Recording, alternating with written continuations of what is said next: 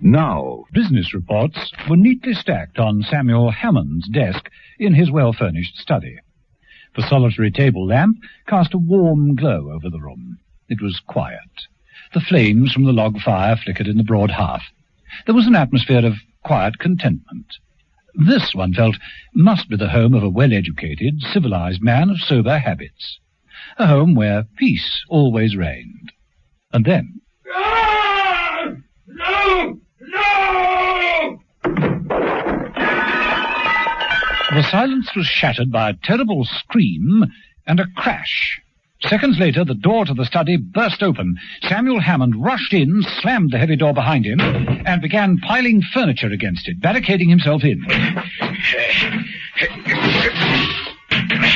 Got to keep him out. Got to.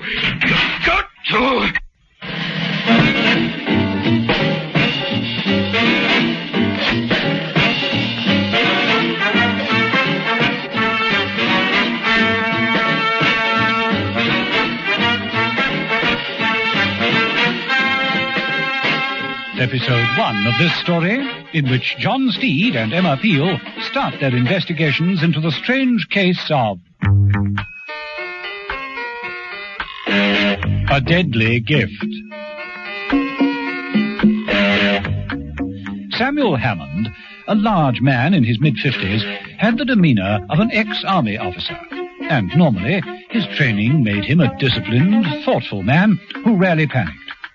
But that evening in his study, all calmness was thrown to the winds. He worked like a madman, piling everything he could lay his hands on, a low settee, tables and chairs, in front of the heavy door.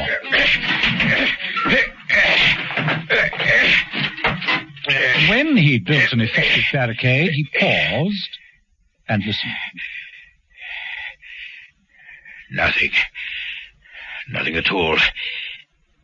He's gone away. He mopped his wet forehead with a spotlessly white handkerchief and moved towards the desk, reaching out for the telephone. Must get help. I must.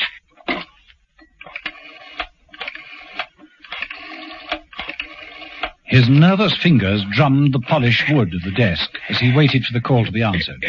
He picked up an unusually shaped fountain pen and tapped anxiously.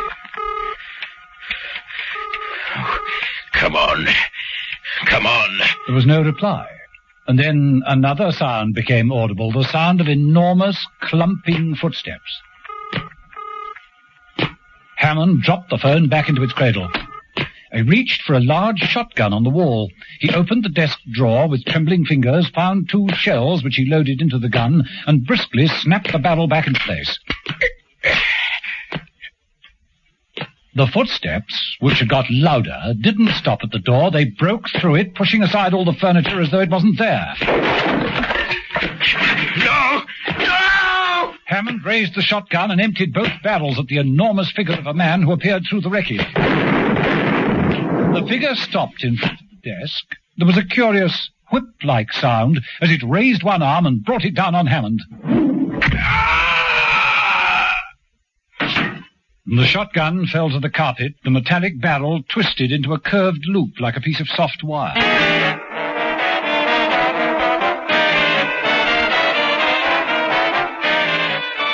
In John Steed's apartment, Mrs. Peel sat staring pensively at 2 small interlocking pieces of metal. They lay on a green baize card table. They represented one of those irritating puzzles which, if you get the right combination of moves, can be parted with the greatest of ease.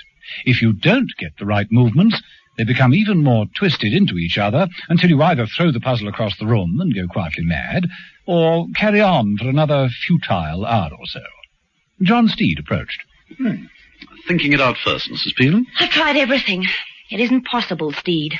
I've moved through all the permutations, and it isn't possible to separate those 2 pieces of metal. Want a bet? You think you can? I can make you believe I have, create the illusion. Oh, stop talking in riddles. Well, we're talking in puzzles, much the same thing. Want to place that bet? You're on. The usual? Champagne supper on me if you can do it. Steed picked up the 2 pieces of metal. He held the end of each in either hand, and with a flamboyant gesture, which would have done credit to a professional conjurer, threw his arms into the air. Seconds later, 2 pieces of metal landed on the green cloth table. I don't believe it. I just don't believe it. Now you see it, now you don't. It's a question of know-how. Oh, excuse me. Steed? Oh, yes, Mother. No, she's here. Yes, I see. Yes, very well. Can you give me that address again? Steed drew a fountain pen from his pocket. Yes, I've got that. Right. Yes, we'll report. Bye. Mother? Yes. Work. Come on, Mrs. Peel. Let's leave the playthings and get down to business. Right. But can you explain how you did that trick? Give away a free champagne supper. Oh, very well. Steed slipped a hand into his cuff and produced the original pieces of metal firmly welded together. He threw them onto the table alongside the separated pieces. Steed, you cheated. Ever since Eton, life itself is an illusion, Mrs. Peel. Shall we go?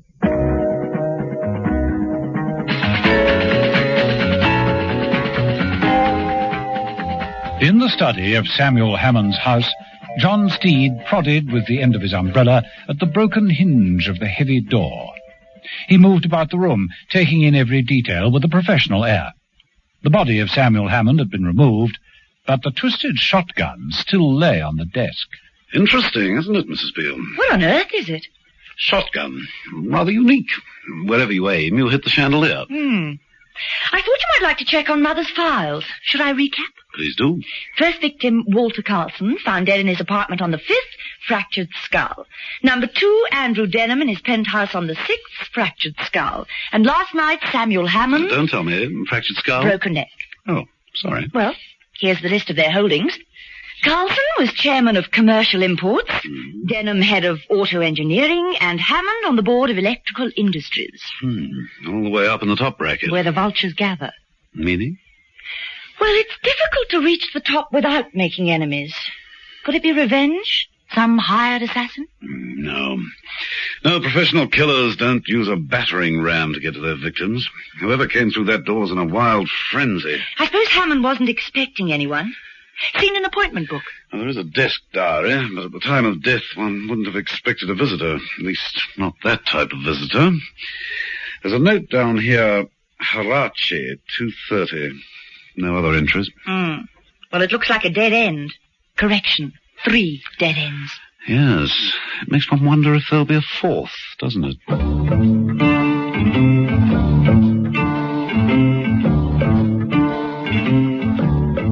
At the entrance of the block of buildings marked Administration Industrial Developments Limited, Great Britain, the security guard, who was quietly dozing on duty, heard a very distinctive sound. He shook the sleep from his head with a sudden gesture, wiped his eyes with the back of his hand, and gathered his thoughts. The sound approached. Hey, you! Who are you? The footsteps grew louder. Lumbering along the corridor appeared the figure of an enormous man. His black coat was flapping behind him, his shoulders massive, the black trilby hat pulled down low over his eyes. His hands, hanging stiffly at his sides, were contained in black silk gloves. Stop! Stop! Do you hear me? The figure advanced without varying its pace. It approached the guard and...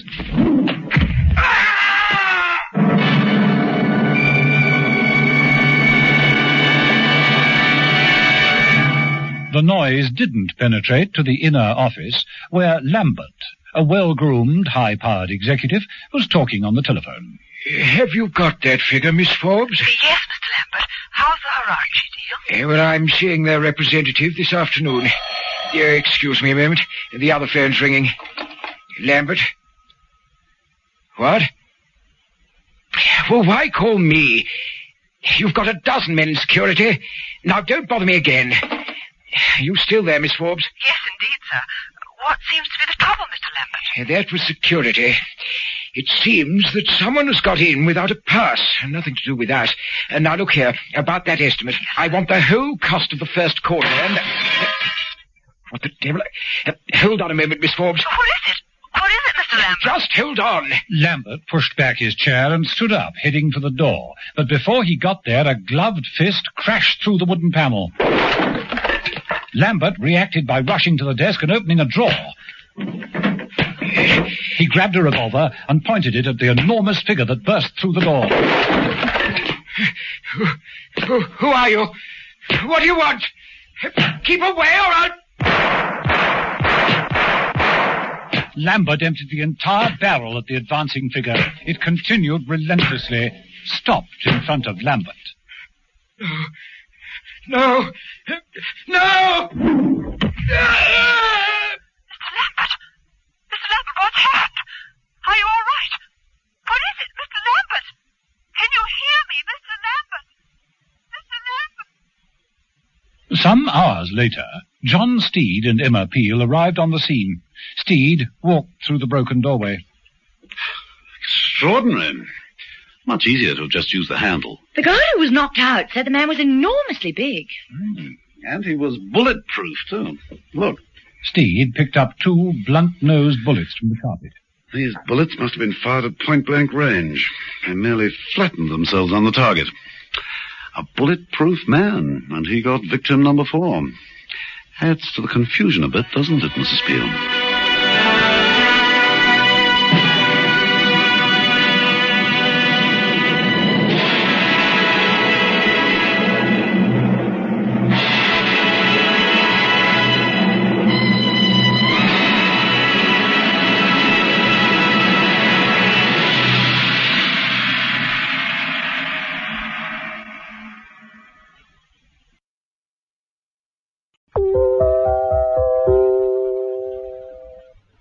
Now, John Steed and Emma Peel walked into the wrecked office at the Industrial Development Limited and looked around them. Steed reached out with his umbrella and touched the shattered hinge of the door. Extraordinary. Would have been so much easier to have used the handle. The guy who was knocked out says the man was enormously big, nearly 7 feet tall, wearing dark glasses, hat, gloves. Yes, sounds like something thought up by Warner Brothers in 1940. The odd thing is that in spite of the maze of corridors, he knew exactly where to find Lambert. And he was bulletproof, too. Look, 2 flattened bullets. Must have been fired at point-blank range. Adds to the confusion a bit, doesn't it, Mrs. Peel?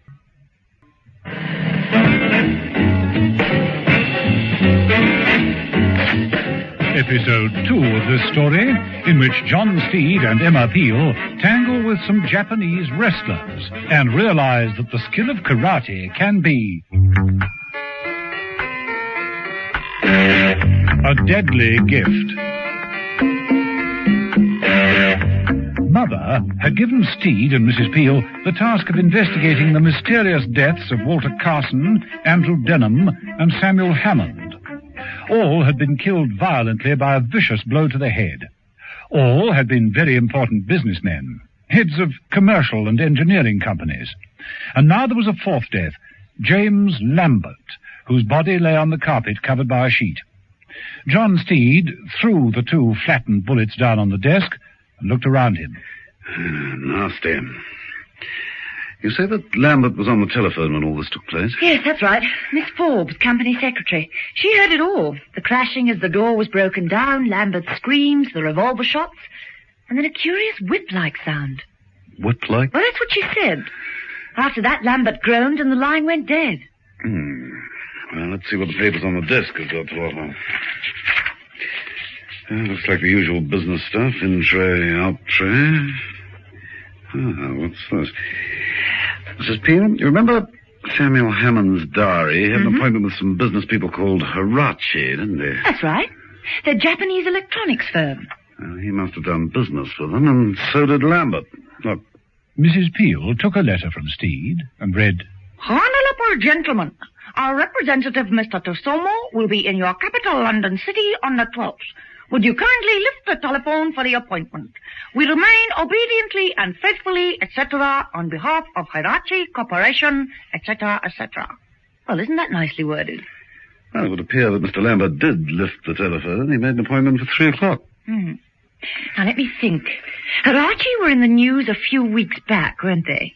They've developed some new circuit element to replace the transistor. Really? Well, it could revolutionize the electronics industry. Lambert may have been competing for the European concession. Steed moved over to the sheet which covered the body and lifted it with the end of his umbrella.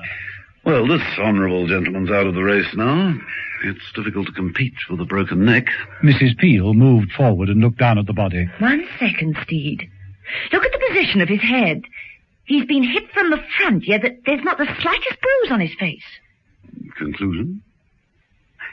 Honourable Lady, conclusion? Yinko. I beg your pardon? Yinko. Honourable Lady, mind translating for ignorant gentlemen? My Japanese is a bit rusty. It's a blow from the deadly art of karate, delivered by an expert. Breaks the neck easier than a hangman's noose. Oh, were there many experts around? Just a few. Barely a handful in the whole of this country. Then we'd better consult one of them, hadn't we?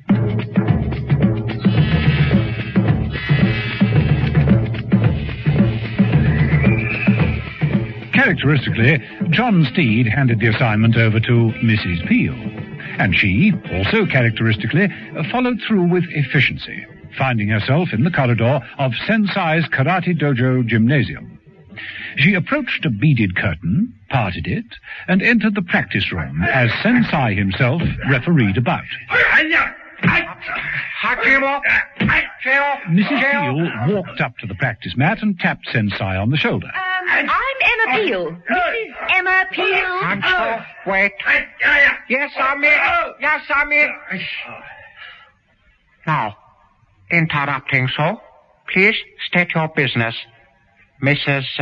Peel, I'm interested in karate. Interest is for the onlooker. From students, we require dedication. We have nightly attendance for practice and demonstration. We never tolerate absentees. Well, I appreciate that. Then appreciate, too, Mrs. Peel, that karate, unlike judo, is not a sport. It is a science, an art, a discipline. The word karate... Yes, I know. It means empty hands. But the hands, though empty, can become more deadly than any weapon. It is the concentration of force. Like this. The development of skill and courage. Nothing can stop it. Come to this practice block. Sensei led Mrs. Peel across to a large block of wood. With shattering force, he brought his fist down upon it. Mrs. Peel winced. Sensei smiled and flexed his fingers as though he'd been patting a feather pillow. Some of my students can split a roof tile with one finger. And one, whom we call Oyama, the tall mountain, can shatter a door with a single stroke. How interesting. So you see that it is difficult for a woman to compete in such company. It's the idea of the competition that appeals to me. Then I suggest that perhaps fencing would be more suitable to your purpose. Oh, forgive me if I disagree, Mr. Here I am known as Sensei, the knowledgeable one. Sensei gave Mrs. Peel a curt bow and clapped his hands. From the far end of the room, a white-clad figure appeared. It was a woman dressed in practice robes. She moved swiftly and silently towards them. This is Oyuka. And Oyuka means? The immovable one. Oyuka, this is Mrs. Emma Peel. How do you do? Mrs. Peel is leaving us now. Oh, what a pity. I'm interested to know that you don't encourage women. Presumably Oyuka is an expert in karate? I am a third dan at judo. Oh. A first at karate. There are few men who could pass me if I didn't wish them to. And few women? No other women. Oh, to me that sounds just the teeny-weeniest bit like a challenge. I should not try it, Obaki. Obaki? It means foolish one. Mrs. Peel is invited to try. I've never been able to resist a straight fight. Mrs. Peel placed her handbag on a nearby stool and took a step to the left to pass Oyuka. Oyuka made a simple karate attack. Mrs. Peel countered with a judo defense and attack. Oyuka drew back her left arm and with palm uppermost thrust her hand out to land a blow beneath Mrs. Peel's nose. Mrs. Peel grabbed Oyuka's wrist from above with her left hand, swinging it back. Oyuka doubled up. Mrs. Peel brought her right hand down firmly on Oyuka's neck. Mrs. Peel sidestepped, got a firm hold of Oyuka, and threw her through the Japanese screen. You fool, Oyuka. You attacked her as a woman. But she has the skill of a man. A bad mistake, Oyuka. Oyuka, the immovable one. You should rename her, I think. What's Japanese for amateur? Anyone know?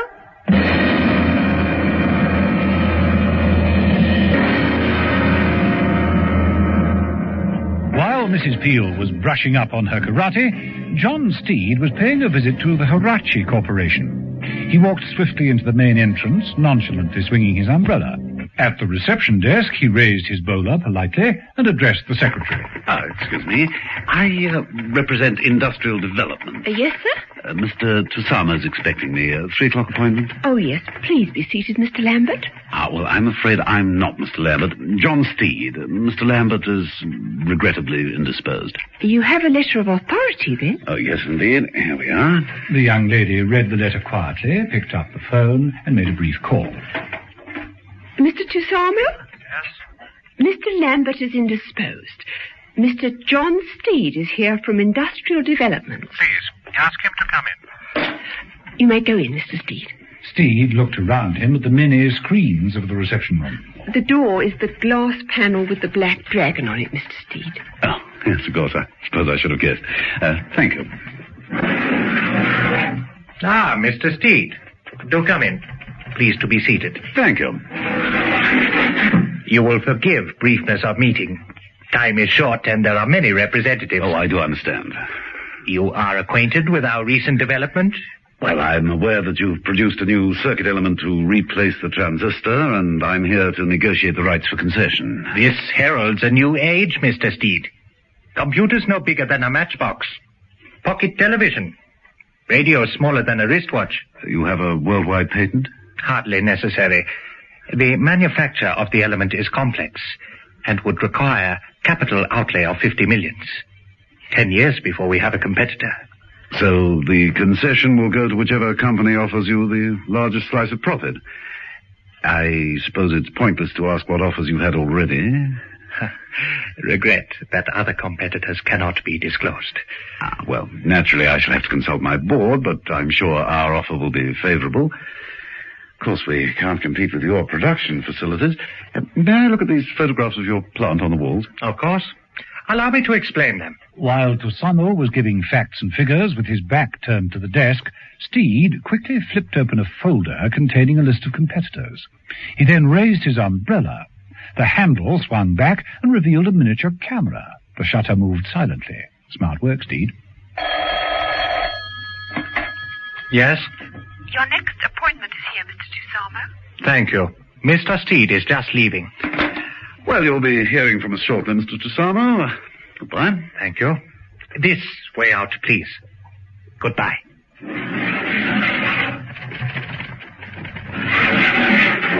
Tusamo turned to the glass-fronted door on the other side of the wall. Footsteps were heard approaching. Framed against the glass was the shadow of an enormous man, at least 7 feet tall. Just got out in time, didn't you, Steve?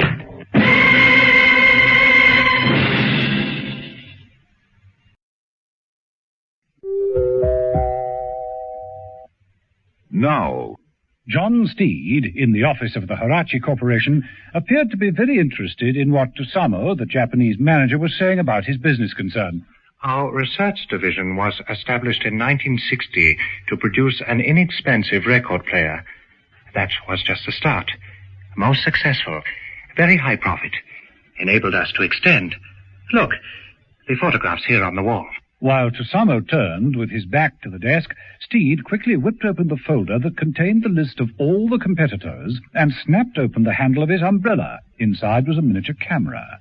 The shutter moved silently. Yes? Your next appointment is here, Mr. Tusamo. Thank you. Mr. Steed is just leaving. Well, you'll be hearing from me shortly. Goodbye. This way out, please, Mr. Steed. Steed left the office by the other door. As he did so, Tosamo heard the sound of footsteps. The shadow of an enormous man became outlined against the glass panel, filling the entire doorway. Tosamo didn't even look up as the door slowly opened.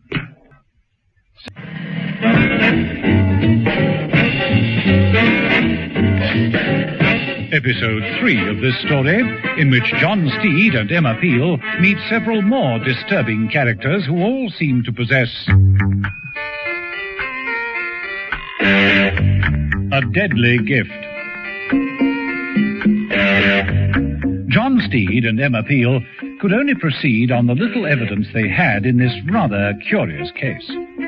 4 men had died, and each in very similar circumstances, all with either fractured skulls or broken necks.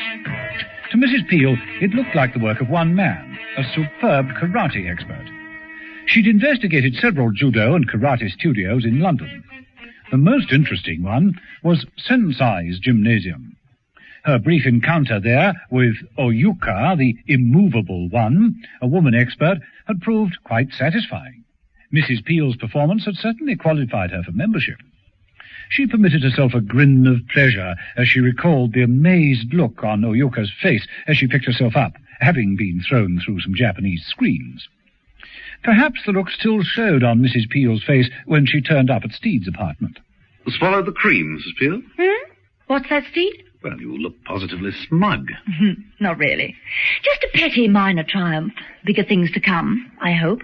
How are things with you? Well, come into the kitchen. I'll show you. Steed led the way into his kitchen. There, on the draining board, was a photographic enlarger and a recently developed print.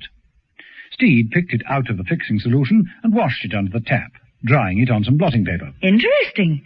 A list of names and firms. All in competition for the rights of concession to Mr. Tosama's business at the Hirachi Corporation. I interviewed the said honourable gentleman earlier. Or rather, he interviewed me. And the concession goes to whatever firm offers the largest profits. He was cagey and wouldn't say what offers he'd had. We have a saying, Mr. Steed, in darkness, ceiling is always higher. So you had to pinch the information. How'd you do it? Well, as Tosama might say, We have a proverb, he who talks too much forgets his listener. Now that's not Confucius. All right, you are. John Steed, actually. How did you get on with the karate mob? Oh, I made out all right. Still soon to be having to find a Japanese name for me. I'm learning fast. Going through with it? Mm-hmm. How often do they get together? Nightly. Is there a list of members? Well, that wouldn't help. They all have these wretched pseudonyms. I dealt with Oyuka, the immovable one, who was quickly removed. I can't wait to meet Oyama, the tall mountain. Oh, come now, Mrs. P. What's he got that I haven't? A hobby. You mean photography, like this? No, splitting down doors, like this. Destructive. Steed finished drying the photographic print and pursed his lips with interest. Well, now, isn't that interesting? Let me see. 2:15 p.m. commercial imports, 2:30 p.m. electrical industries, 2:45 p.m. United Automation, 3 p.m. industrial developments, 3:15 p.m. Jeffcoat Products Limited, 3:30 auto engineering. Yes, and victim number 1 was Carlson, negotiator for commercial imports, 2 Denham, auto engineering, 3 Hammond, electrical industries, 4 Lambert, industrial developments. As they say, a puzzlement. But if you kill off one negotiator, they replace him with another. No, it's not so easy. There's a lot of paperwork, meetings, discussions, and Tosana's only in London for 36 hours. Let me see that list again. We're left with Jeffcoat Products and United Automation. Any preference, Mrs. Peel? I think I'll take Jeffcoat Products. It doesn't sound so automatic as United Automation, does it, Steve?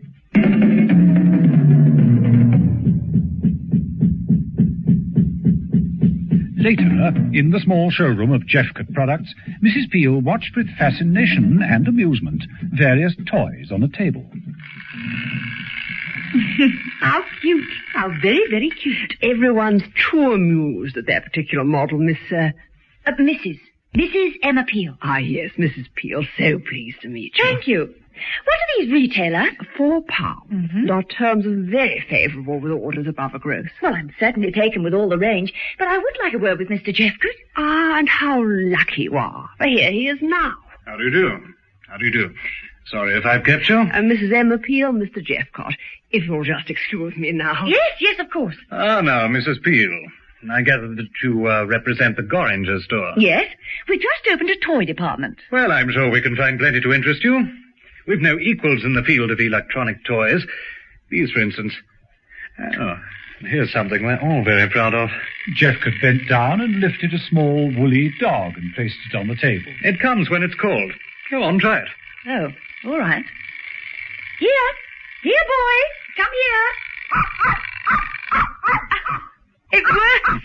It's walking towards me. How marvellous. Of course, novelties are only a fraction of our business. We produce everything from tea makers to radar equipment. And with the new advance in electronics, we've lots more ideas on the drawing board. Have you got a catalogue? Yes, I brought you one. Here you are. And now will you excuse me? I'm awfully sorry, but I'm afraid I have an appointment. Oh, not to worry, because, curiously enough, so have I. I hope we shall see you again. Oh, I'm sure you will, Mr. Jeffcote. I'm sure you will.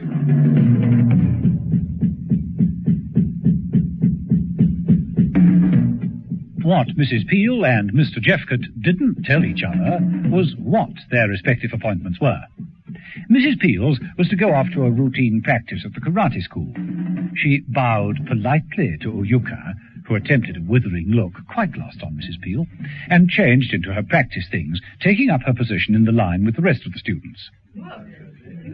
Sensei made an announcement. And now, a demonstration of Temesawari by a student of whom I am truly proud. A fifth dan at judo, a fourth dan at karate. Oyama is an example of what can be achieved through practice and dedication. As a gong echoed throughout the lighted area, Oyuka moved forward, carrying a large 18-inch block of hard wood. She took a firm stance and with both hands held out the wood before her. I give you Oyama. Mrs. Peel peered across the shoulders of the surrounding students, looking into the demonstration area. The large figure of a man in traditional robes entered under the lights. He drew back his arm and struck with tremendous force.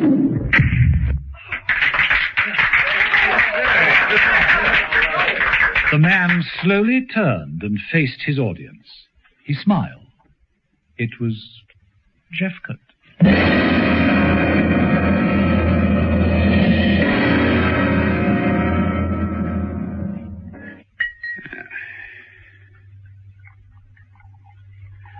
You, sure you won't join me, Gilbert? No, I daren't. I'm seeing the minister about these research estimates. He's got a nose like a hawk, if that's the correct expression. A bit wrong somewhere, I think, but I understand. Well, how much time can you give me? About 3 minutes. No, it's time enough. Now, I just want to know what goes on at United Automation.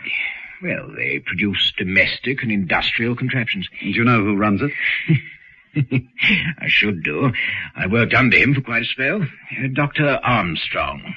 Why'd he leave the ministry? Well, you know what we're doing there. Armstrong refused to toe the official line, felt we should be constructive instead of destructive, had some crazy idea of building some machine for clearing debris in radioactive areas.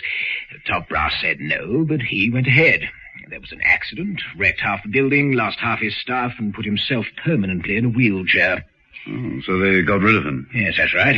With very few tears, I might add. Tell me more. Well, I think Armstrong was born with a slide rule in his mouth. I'm sure his very first words in the cradle were pi r squared. Given a choice between Lotta Brigida and his electronic calculator, he'd prefer the equation every time. Well, he certainly eluded. How does one reach this human computer? It's not easy. He's buried himself in a jungle of gadgetry. I'll need to start pulling a few strings. Then start pulling, Gilbert, old son. Start pulling. In the anteroom of United Automation, John Benson crossed over to a panel that contained a television screen. He switched it on and reached for a microphone. On the screen flashed the large, confident face of Dr. Armstrong. He barked out, Well, Vincent? I've seen Tusamo again. Go on. There are 2 offers still to come. 2? Who's the other one? I don't know. I thought the girl was being cooperative. Yes, she is, but it's not easy. He has the names in a confidential file. She's trying. I should be hearing from her soon. Right. When you do, call me at once. Understood? That's all. My patience is exhausted. The TV screen went dead. Benson muttered, "That's what another dictator was fond of saying. And look how he ended up."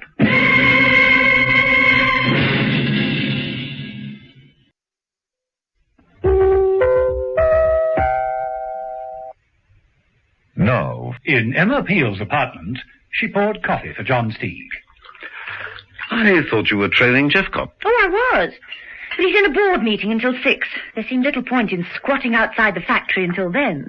Don't worry, I'll be back on the beat before he's through. How was United Automation? Impregnable. Admission by appointment only. But I have the appointment and the punch card which gets me in to see Dr. Armstrong. Punch card? How does it work? Well, I shan't know till I get there. Well, why did you come back? To collect one briefcase and slip into clothes that have a more literary sheen. John Steed, journalist, collecting some gin on automation in modern society, you know. Will the machine supplant man? Or woman, for that matter. And will it? Steed eyed Mrs. Peel's shapely figure as she sat down and crossed her silken legs. Not from where I'm sitting, Mrs. Peel.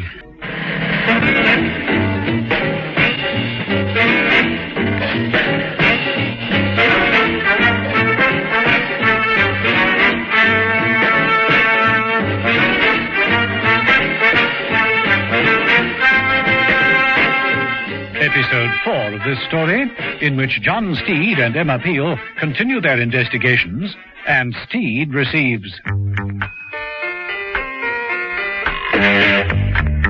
a deadly gift. John Steed took himself off to the offices of United Automation. He had consulted Roger Gilbert, a forthright and friendly scientist and administrator who had given him the full background on Dr. Armstrong, who managed the firm. Dr. Armstrong was an ex-ministry man and something of an inventor. From what he'd been told, Steed formed the hunch that Armstrong was all-important and connected with the deaths of the 4 men who appeared to have been chopped down by a karate expert. Steed was looking forward to the meeting. The offices of United Automation seemed deserted. There was no reception desk, no one on duty. Steed walked across to what appeared to be a clocking-in device. A small notice read, "Insert your appointment card here." Well, with pleasure.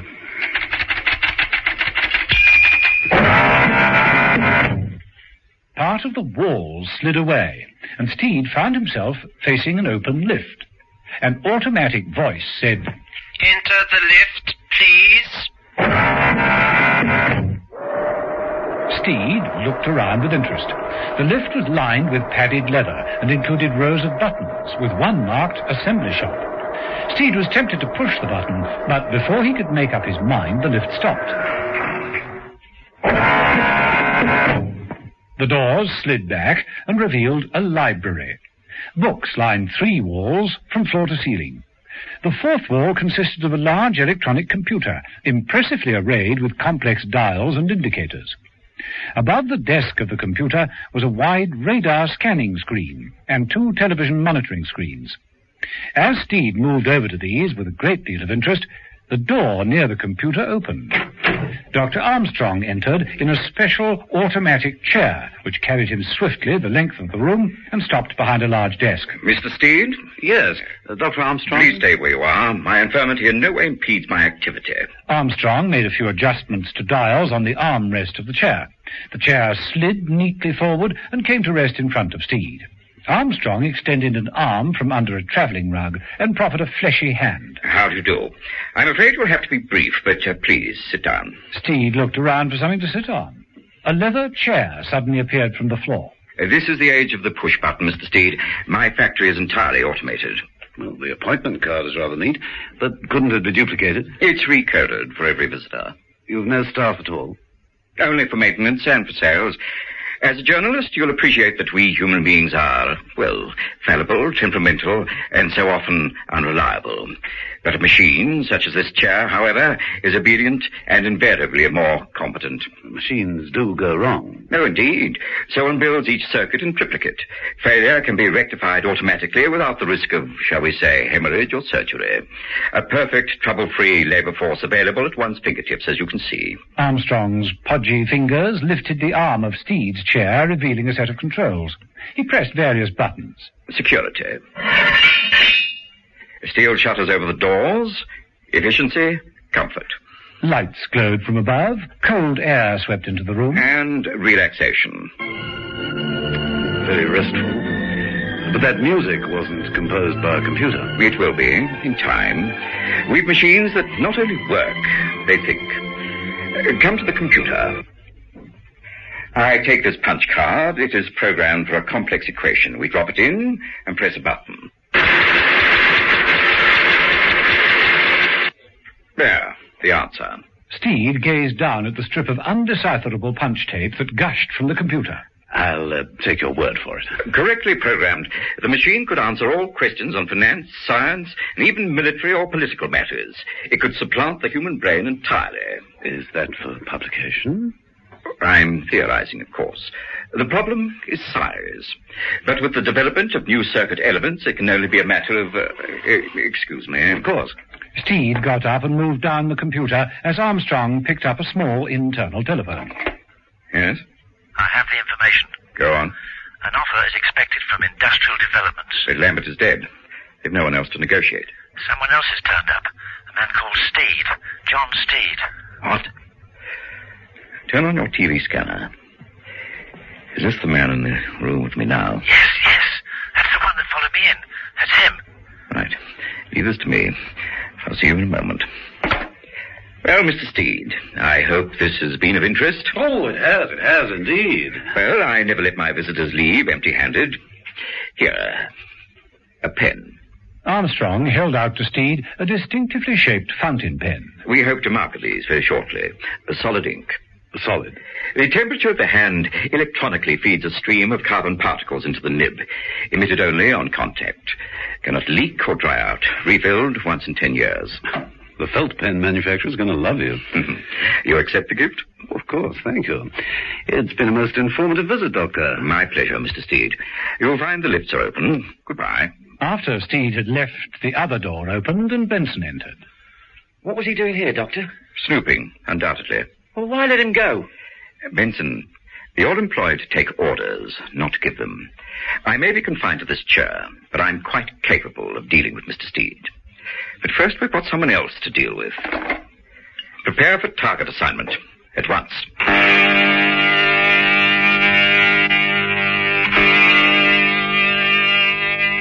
In the office of Jeffcott Products, Jeffcott himself was also on the telephone. He was making a few notes on a pad as he spoke, using a very distinctively shaped fountain pen. Yes. Yes, fine. Yes, I've got all that. That'll be okay. Goodbye. Jeffcott replaced the telephone and leaned back in the chair, toying with the pen. Then he rose to his feet, slipped the pen into his top pocket, switched off the table lamp, and prepared to leave. Outside, in Emma Peel's car, Steed said, He's taking his time. That light went off some minutes ago. No other exit? Well, there's the warehouse, but his car's parked out front. Let's go and have a look inside, shall we, Mrs. Peel? Well, there's no future in this. How do we get in, though? Knock on the door or break in? Keys, Mrs. Peel, keys. All locks are illusionary. Remember my sleight of hand? Come on. A few minutes later, Steed was working on the front door.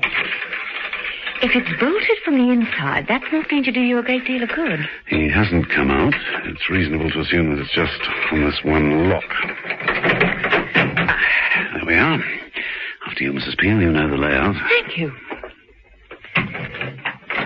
Better try without any light. The passageway here leads down to the showroom. Most of the front section is given over to electronic toys. This way. I wonder how much of this toy business is genuine. How much is a cover for other activities? Well, toys and karate don't seem to go together. Or do they? Jeff Cott is a man of many interests and... Steed, who had been following Mrs. Peel through the darkened showroom, had been careful not to disturb any of the toys, but he tripped. His foot shot out and hit a large doll, knocking it over. I love you. I love you. I really do. Oh, I love you. Steed, you never told me before in so many words. The devil just shut the thing up. Let me do it. Only girls should play with dolls. Here, give it to me. Oh, very effective. Come on, but be careful this time. We could have disturbed... Wait. Listen.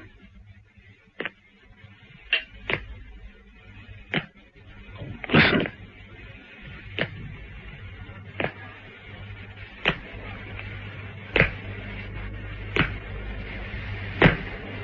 What the devil? It's coming from above.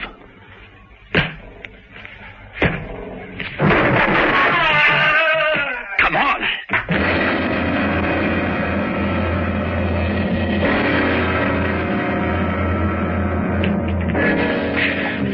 Through here. Wait. Light. Over there, Steed. Mrs. Peel pointed at Jeffcott's legs protruding from the back of the desk. Steed moved over, swinging the desk lamp downwards.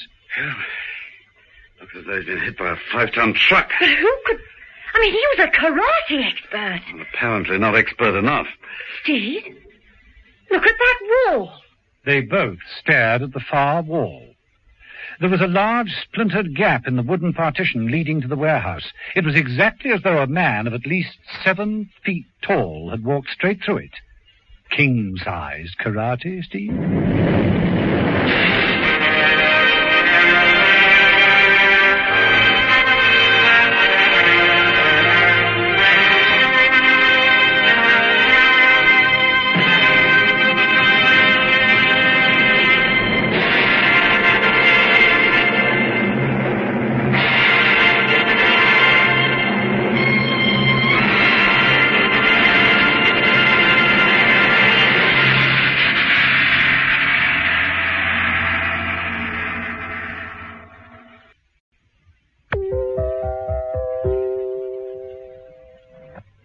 No.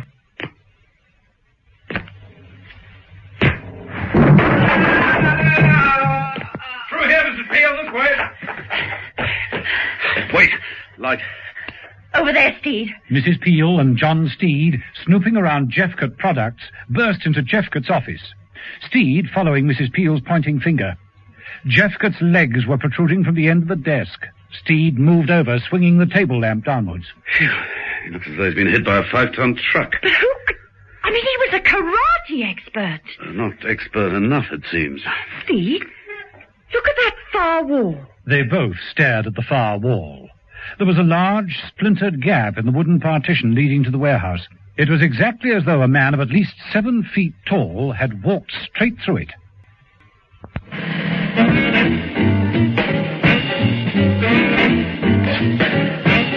Episode 5 of this story, in which Emma Peel is placed in danger and John Steed discovers the horrible truth about a deadly gift. John Steed and Emma Peel were investigating the deaths of various businessmen who were competing to obtain a concession from the Harachi Corporation. 4 men, all key representatives, have been brutally killed by an unknown assailant. And now Jeffcott of Jeffcott Products had also met a nasty end. His neck appeared to have been broken by one blow. John Steed moved to the shattered partition leading into the warehouse and stood in the opening. The man-shaped gap quite dwarfed him. He stretched around in the opening with his umbrella. Well, whoever he was, he could hardly be called Shorty. Emma Peel joined him in the opening. Yes, in through here. And exit for Mr. Jeffcott. And that leaves a clear field for Dr. Armstrong's concern. It must be his doing. Yes, but if, as you say, the worthy doctor's confined to a wheelchair, I presume the wheelchair's hardly this big. Hardly. But he could have hired someone. Mm-hmm, perhaps, but who? This size? And a karate expert? You know, it's strange, but all the staff at the Sensei Gymnasium are on the small side, all except Jeffcott himself, of course. I saw Jeffcott give an exhibition of karate chopping, which was quite unbelievably good. Who on earth could walk through this wall and tackle a man like that? Who? Or what? Pardon? Listen. False alarm. Just sounded the electronic toys being set in motion. Mrs. Peel, look, there on the floor. A toy mechanical robot. Walking slowly towards us. Through this opening. Now, if that were 7 feet high instead of 7 inches... Steed, you can't mean... Dr. Armstrong runs United Automation practically single-handed. He has very few human beings on his staff because it's all computerized. He's kinky about mechanical aids and creating machines that do the job of men. Now, it could be that he has a killer machine. Nasty thought, isn't it, Mrs. Peel?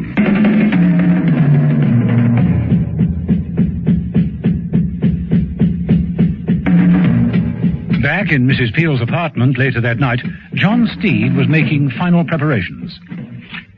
What's that, Steed? Just trimming round this punch card. You think it'll work? I had a feeling I'd be paying Armstrong a second visit, so I got Gilbert to produce what you might call a skeleton key. This is it. Now, here we have 2 punch cards, identical in the shape of the original, complete with perforations. How's that? Very pretty. Now, you hold on to this one. Oh, no. I'm not staying here. I want to get in on the act. It's important that you stay in contact with Sama. I'm the only one who can block Armstrong's moves. Try the Hirachi Corporation. Oh, here, I'll give you the number. Steed sat down at the desk, and taking the distinctively styled fountain pen from his pocket, he wrote on a pad. Oh, that's a nice pen. What an odd shape. It's like a submarine. Huh? Oh, there's. Yes, a wee gift from Dr. Armstrong. It only needs filling every 10 years. Solid ink or something. Steed left the pen lying on the pad for Mrs. Peel. It's late, Steed. What if Tasama's left the office? Then try the big hotels. He's an important man. He must be on a hefty expense account. Being Japanese should make him easier to trace. What story do I use? Well, say you're my secretary from Industrial Developments, and we'll make an offer first thing tomorrow. That'll stall Armstrong for the night. Armstrong must want that concession pretty badly if what you think is right. Yes, but somehow I don't think it's just for profit. Now, will you stay and follow through like a good girl? All right. But you better be back here by 11:30. And if I'm not? I shall use my punch card. That's what.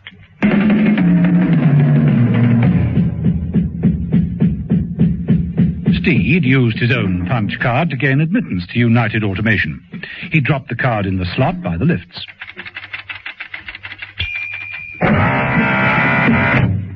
Enter the lift, please. Steed wondered privately if Armstrong had any method of monitoring the lift's movements. If so, he could have a rather nasty reception waiting in the computer library. The lift stopped. Steed stepped out. The room appeared to be empty. So far, so good.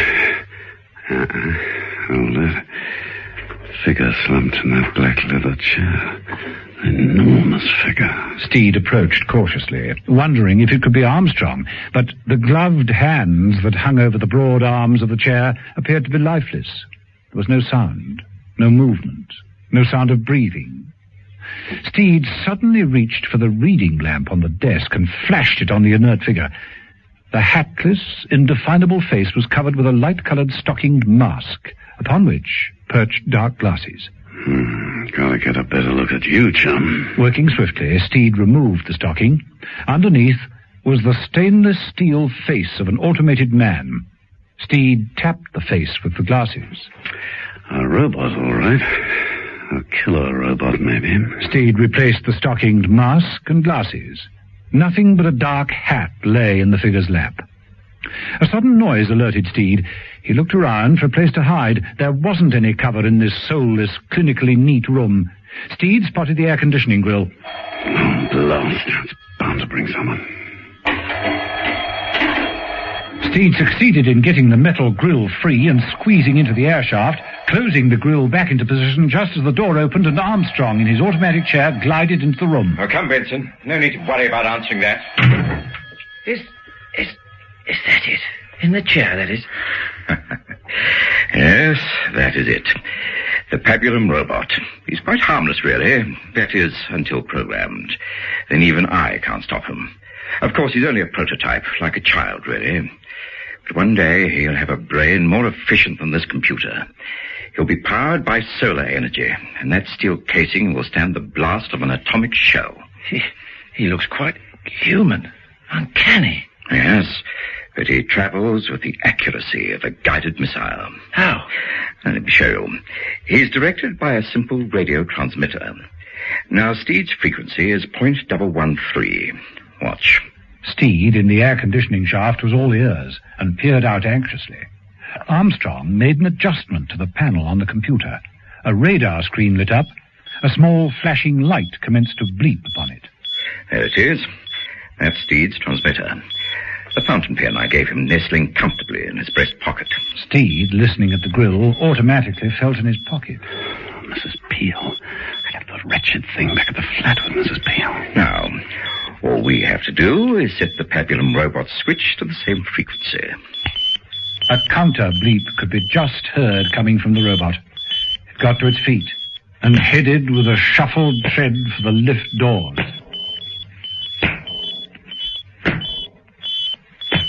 Armstrong pressed the button to release the doors and said, "So, Benson, that will be the end of Steed, and the concession will be ours."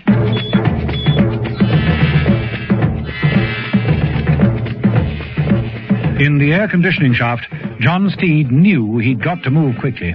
He crawled his way along, searching for another exit grill. There wasn't one. He was trapped. In the computer library, Benson and Dr. Armstrong watched the progress of the two dots on the radar screen. When the Pabulum robot reached the fountain pen transmitter, it would kill viciously. In Mrs. Peel's apartment, Emma was making a phone call, the offending fountain pen lying in front of her. Thank you, Mr. Tassamo. I'll get Mr. Steed to phone you tomorrow morning without fail. I'm sure we can do business. Yes? Yes, I got that. 11:30. Goodbye. Mrs. Peel replaced the telephone, picked up the pen, and made a note of the time of appointment. Then she took up the evening paper, made herself comfortable, and began using the pen to complete a crossword. The Pabulum robot ploughed on.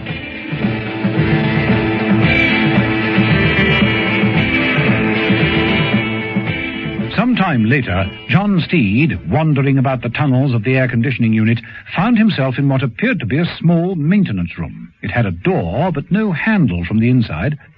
Like being trapped in a meat safe. Oh, what's that? It was a thermostat control. The fans were set to 65 degrees. Steed smiled and turned it all up to maximum. The temperature rose quickly. Later, in the computer library, Armstrong looked up from the radar scanner. It's getting darn warm in here. Nerves unable to stand the pace, Benson. Oh, it isn't that. Look at the thermometer on the wall. It's over 70. It's nearly 75 now, and it's going up. What? Must be a faulty thermostat. I'll call maintenance. Steed, back in the maintenance room, wiped the sweat from his brow and took up a position by the closed door. A short while later, the door opened. Steed reached for a heavy spanner and was about to bring it down on the head of the man who entered when he stopped. It wasn't a man. It was a white-coated robot. Slowly, and with difficulty, Steed edged past the robot and made a quick exit down the corridor. Get going, Steed.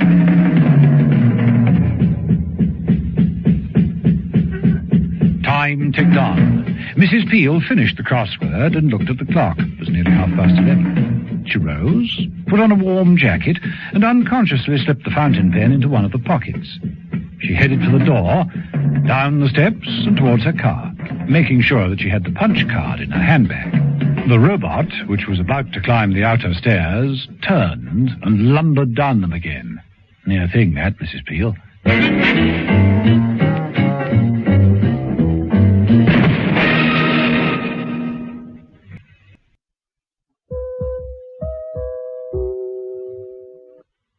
Now, time ticked on. Emma Peel, in her apartment, finished the crossword in the evening paper and looked at the clock. Nearly 11:30. Steed had agreed to be back by that time. Mrs. Peel rose, checked that the punch card that would gain her entrance into United Automation was in her handbag, and flung on a warm jacket. Unconsciously, she slipped the distinctive-looking fountain pen into one of the pockets. Outside, on the back stairs, the enormous shape of a 7-foot man began to start the climb up. Mrs. Peel headed for her front door, down the steps, and to her car. The man, who was a Pabulum robot, stopped, turned, and lumbered down the steps after her.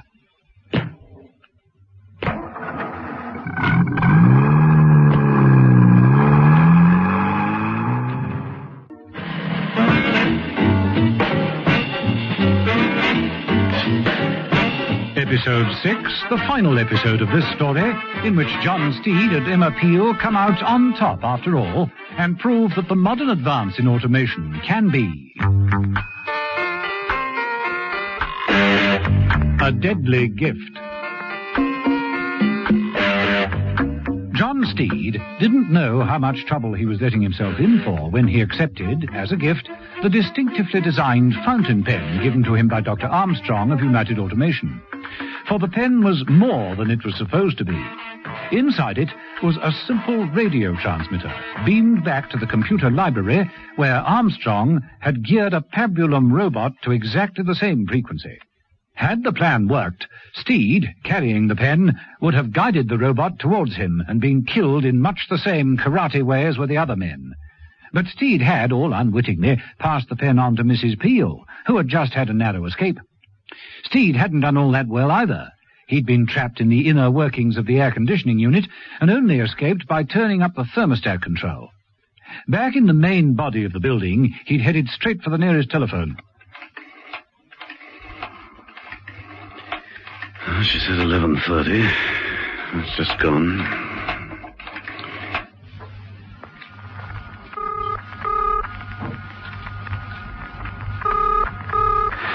Oh, come on, woman. Too late, Steed. But in the library, Benson and Armstrong were also bemused. For on the radar scanning screen, the two dots that represented the transmitter and the robot were growing farther apart. What's happened? The robot's lost him. Well, that's impossible. For his movement, I agree, but it can't do anything with delay matters. It'll get him. A door opened and a large white-coated figure lumbered in. The maintenance robot's come to report. The robot stopped at the computer panel and inserted a card. A moment later, from a slot in the computer, a punch tape, dotted with the minute holes of the computer's vocabulary, gushed forth.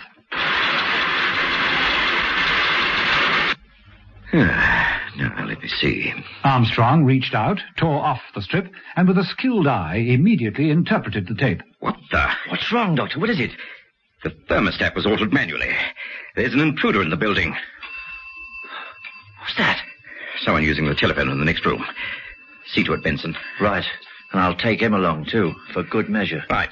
Benson drew a gun from his pocket, and Armstrong made a few adjustments to the switches in front of him. The maintenance robot followed Benson quietly to the door of the room. Watch it, Steed. Gotta risk getting through that library and to the lift. Well, here goes. No. Oh, no, you don't. Steed stepped forward to tackle Benson, but the robot behind the door immediately reacted. It stepped forward and cut Steed down. I said, watch it, Steed.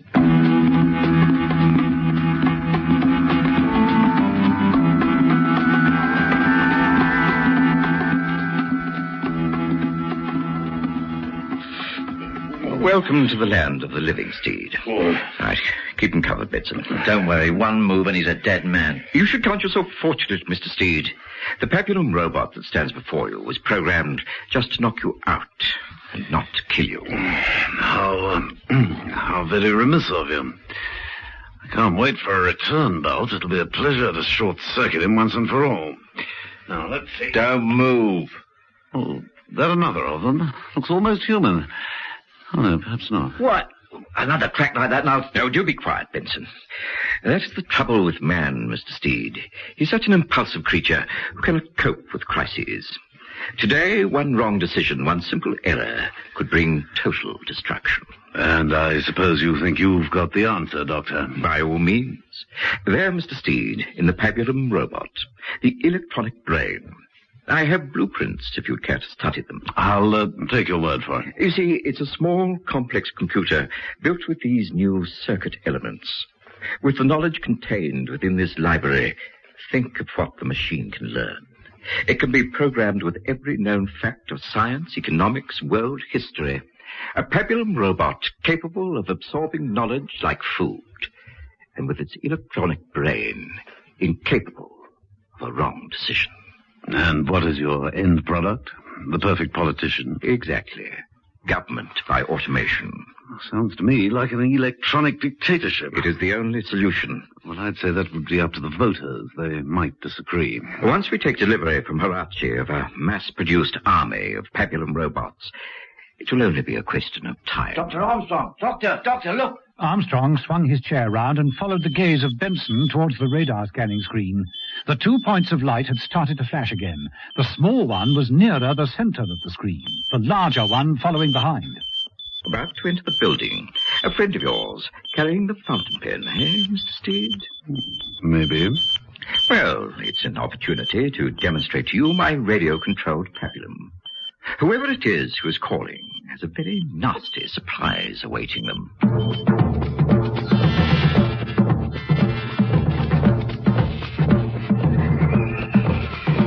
Mrs. Peel arrived and gained entrance to the main building quite easily. She used her punch card in the hall.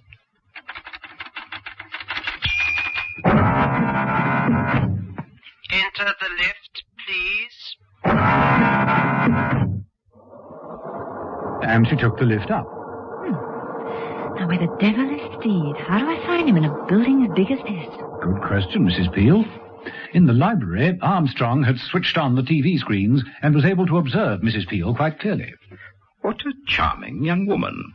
I'm sorry she won't be joining us. Armstrong reached out to a panel marked Lift on Control and pressed the Assembly Shop button. In the lift, Mrs. Peel was vaguely surprised when the lift glided to a stop and the doors opened. She stepped out into a huge room filled with crates and boxes, all filled with the various parts of the Papillon robot. Armstrong watched her progress with interest. Very interesting.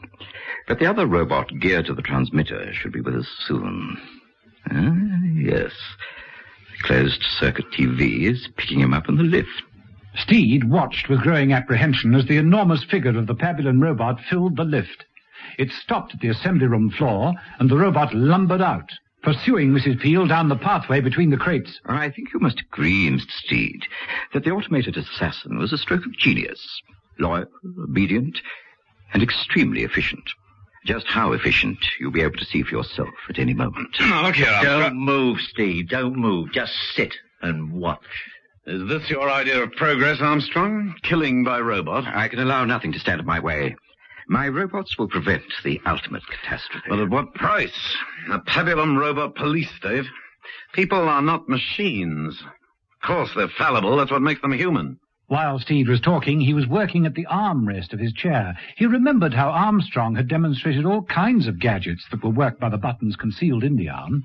The security gates at the lifts, the airflow control, even piped music and extra furniture that rose from the floor.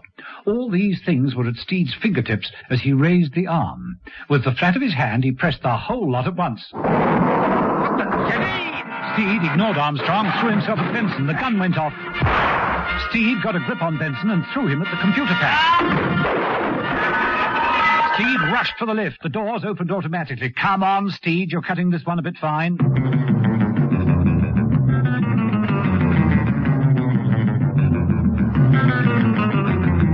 In the assembly shop, Emma stopped her investigations when she heard the familiar sound of the robot's footsteps. I don't like the sound of that at all. The robot approached. Mrs. Peel dodged, and the robot plunged its way through the crates, cutting a direct path towards her. Mrs. Peel reached into her pocket and withdrew an automatic pistol. As the enormous figure pushed crates and boxes out of its way, Mrs. Peel crouched down and then fired at point blank. The Papillon robot didn't pause, but continued relentlessly. Steed entered from the far side of the room. Don't tackle it! It's a robot! Don't buy a pen in your jacket pocket! Throw me the pen! Right! And approaching at Steed, caught the pen neatly. The robot swung round and now meant to attack him. Steed, throw back the pen! At that moment, Dr. Armstrong appeared in his chair, moved by the second maintenance robot. He made an adjustment to the controls, and the maintenance robot left him and went after Steed. Watch it, Steed! You've got both of them on you now! Throw me the pen! No fair! Steed had a far better idea. As the maintenance robot attacked and swung its arm in a vicious karate chop, Steed ducked under the blow and fixed the pen in the robot's overall pocket. Immediately, the first robot turned and attacked his fellow machine. No! Stop! Stop them! Steed, reacting with horror at the battle between the two robots, thrust his chair between them. No, stop!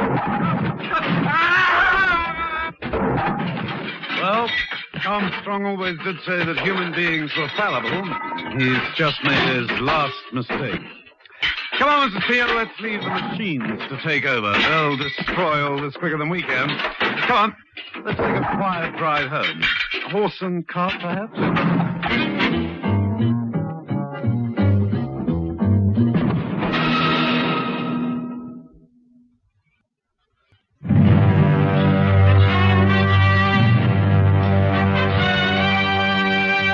The Avengers.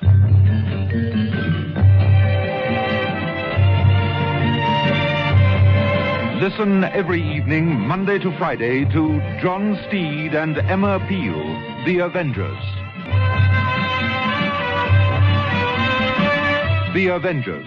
Donald Monat as John Steed and Diane Appleby as Emma Peel is adapted and directed by Denis Folbigge and produced by David Gooden.